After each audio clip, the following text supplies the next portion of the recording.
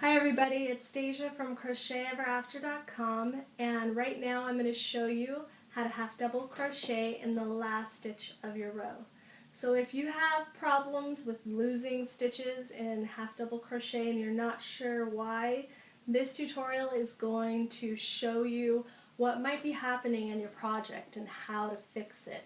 It's also going to show you where to place that last stitch depending on what your pattern calls for. So if you've had troubles in the past, this is going to clear it up.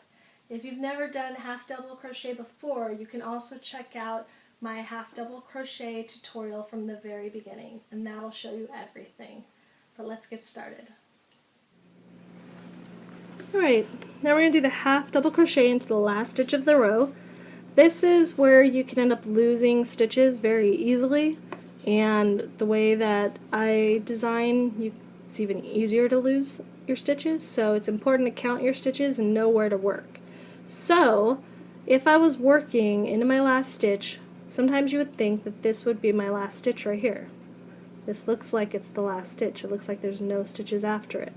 But if I stop and I count, I have 10 stitches in each of my rows. So I want to count my V's and see how many I have so far to make sure that that's my 10th stitch. So I have 1, 2, 3, 4, 5, 6, 7, and then I have my chain 2 as my 8th stitch. So I only have 8 stitches, so I should have 2 more stitches over here on the end. And I do. I have the actual half double crochet here, and then I have my chain 2 from my turning chain of my foundation chain. And that's my 10th stitch. Just as I have a chain 2 as my first stitch of this row. So you need to be aware and pay attention to what the pattern says. If it says that the chain 2 counts as a stitch, you have to work into it. If it says that it doesn't count as a stitch or it's not specified, usually you're not going to be working into it. So I'm doing it as a chain 2 so you can see how you need to work into that chain 2. So I'm going to do my 9th stitch into this last actual half double crochet, which is the first one I made. And then I have my 10th stitch going into my chain 2. And what you're going to do is you're going to go into the loops of the second chain, which is the chain that's on top. So you can go through 1 loop or 2 loops. I try to catch 2 loops just to give it a little bit thicker on the edge, a little bit better grip. And then pull up the loop and yarn over and pull through to finish that.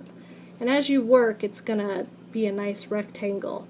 If you skip that stitch and you only do 9, you're going to start decreasing your stitches. So you have to pay attention to your pattern and let it tell you if you need to count that chain 2 as a stitch, because then you'll know if you need to work into it. So if it just says to half double crochet across and it doesn't tell you where to work that last stitch, always work it in the top of the chain 2. And that just means the very top chain that you come to. So that is how you work your half double crochet in the last stitch of your row.